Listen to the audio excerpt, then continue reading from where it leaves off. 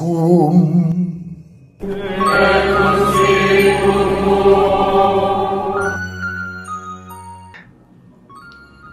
Sahabat peradaban kasih ekologis yang terkasih, selamat berjumpa dalam renungan harian bersama saya Romo Alois Budi Purnomo PR melalui channel ini.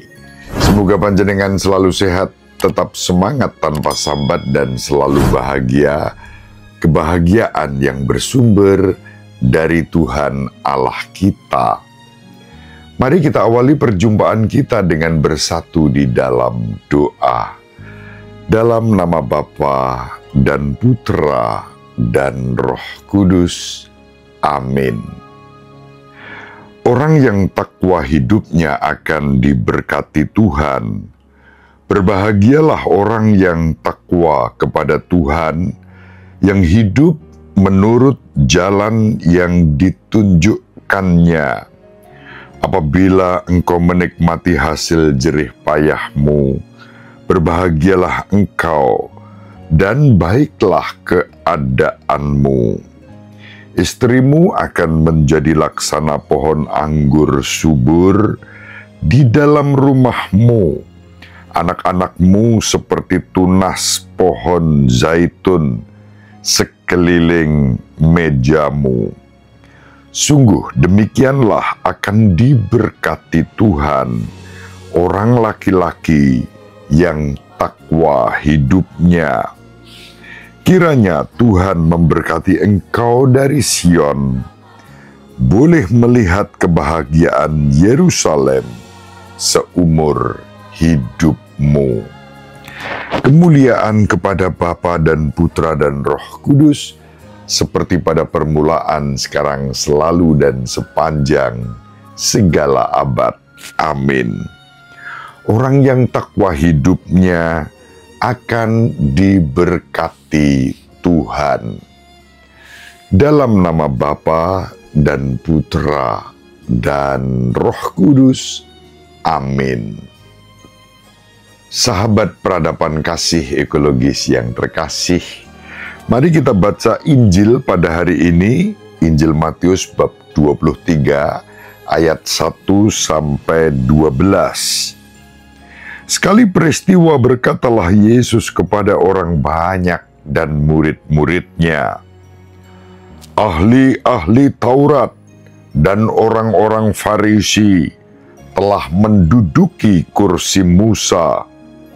Sebab itu, turutilah dan lakukanlah segala sesuatu yang mereka ajarkan kepadamu, tetapi janganlah kalian turuti perbuatan mereka, karena mereka mengajarkannya, tetapi tidak melakukannya. Mereka mengikat beban-beban berat, lalu meletakkannya di atas bahu orang, tetapi mereka sendiri tidak mau menyentuhnya. Semua pekerjaan yang mereka lakukan hanya dimaksud supaya dilihat orang. Mereka memakai tali sembahyang yang lebar dan jumbai yang panjang. Mereka suka duduk di tempat terhormat dalam perjamuan dan di tempat terdepan di rumah ibadat. Mereka suka menerima penghormatan di pasar dan suka dipanggil rabi.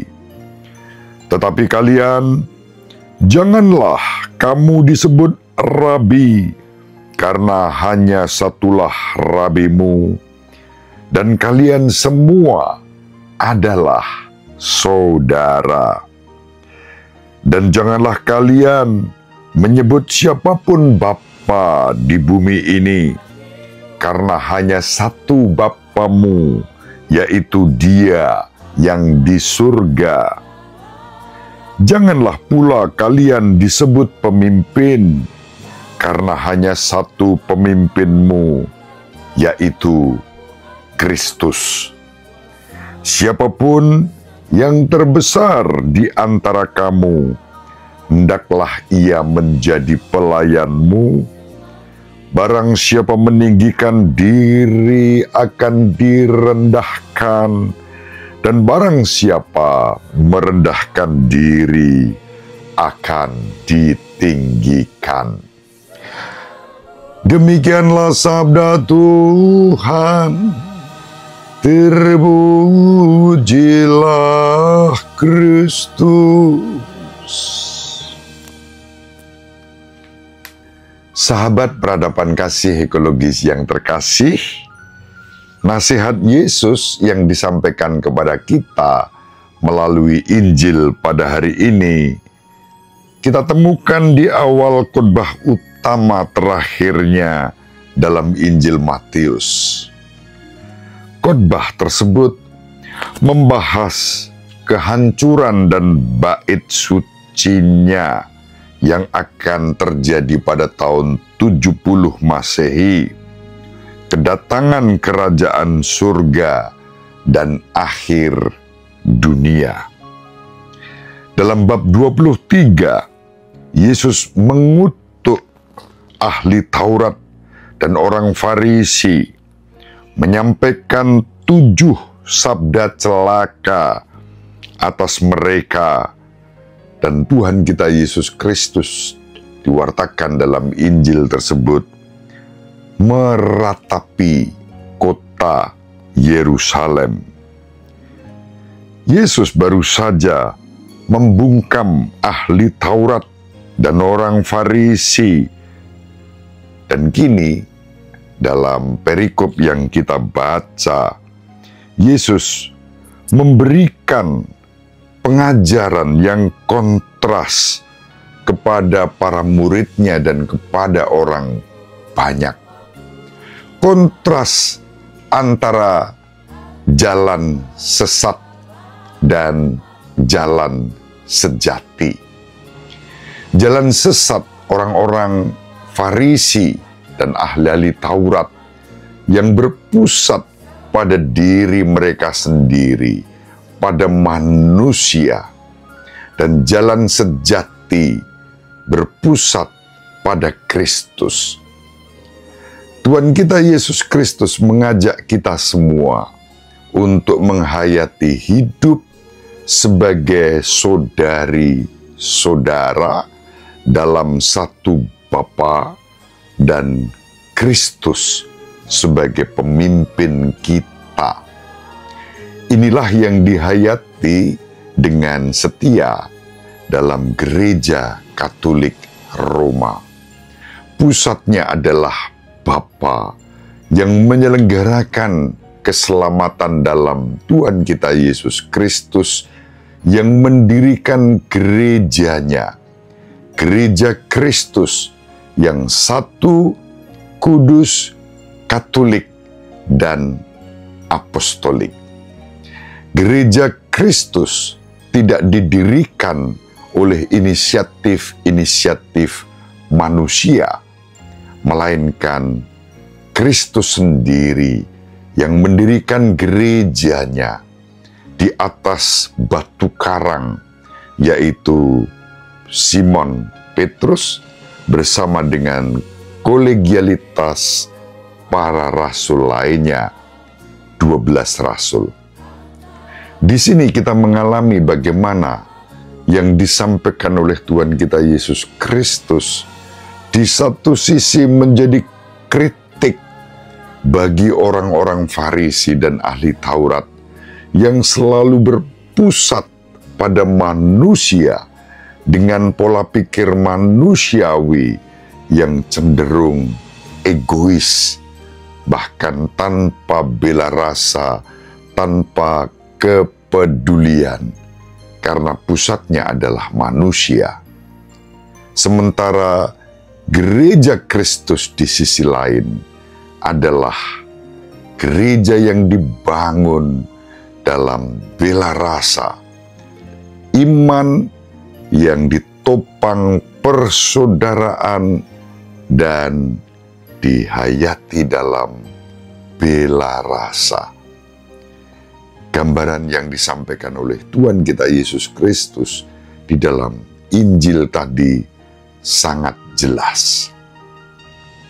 Sahabat peradaban kasih ekologis yang terkasih, jalan sejati gereja Kristus ditopang dengan kerendahan hati, bukan meninggikan diri melainkan merendahkan diri.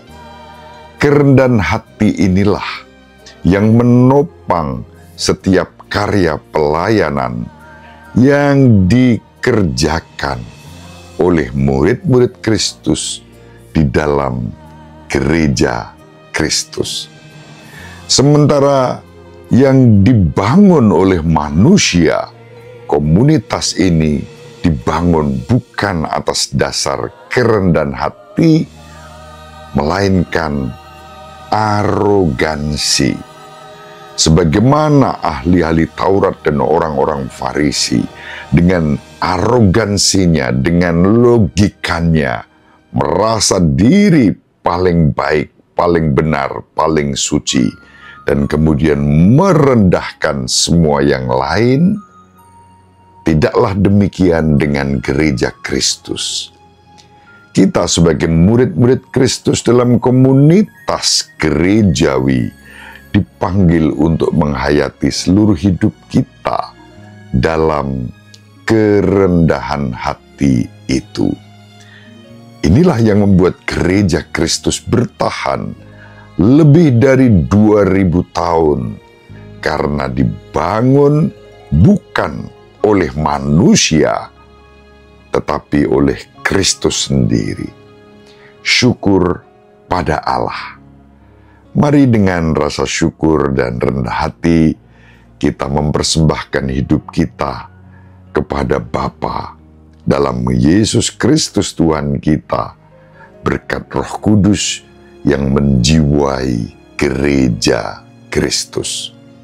Roh Kudus yang telah memeteraikan kita dalam sakramen baptis, sakramen penguatan, sakramen imamat, dan dilengkapi dengan sakramen tobat dan pengampunan, sakramen ekaristi, sakramen pengurapan orang sakit, sakramen perkawinan.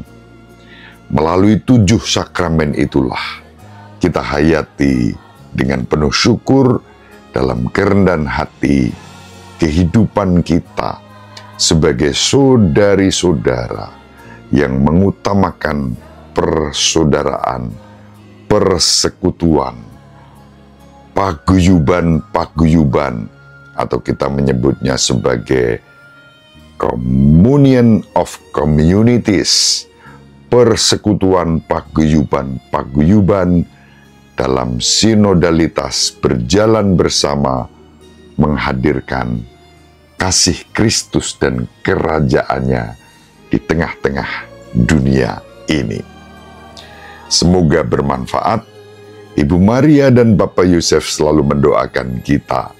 Semoga sahabat peradaban kasih ekologis yang terkasih, bersama seluruh anggota keluarga dimanapun berada, dibimbing, dilindungi, dan diberkati oleh Allah yang Maha Kuasa, Bapa dan Putra dan Roh Kudus. Amin. Terima kasih. Salam sehat, tetap semangat tanpa sambat, selalu bahagia, kebahagiaan yang bersumber dari Tuhan Allah kita. Salve, shalom, salam sejahtera, berkah dalam.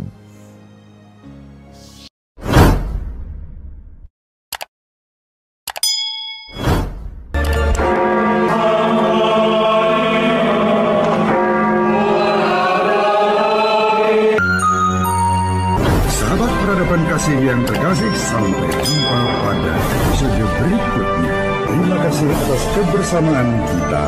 Salam peradaban kasih ekologis, berkah dalam.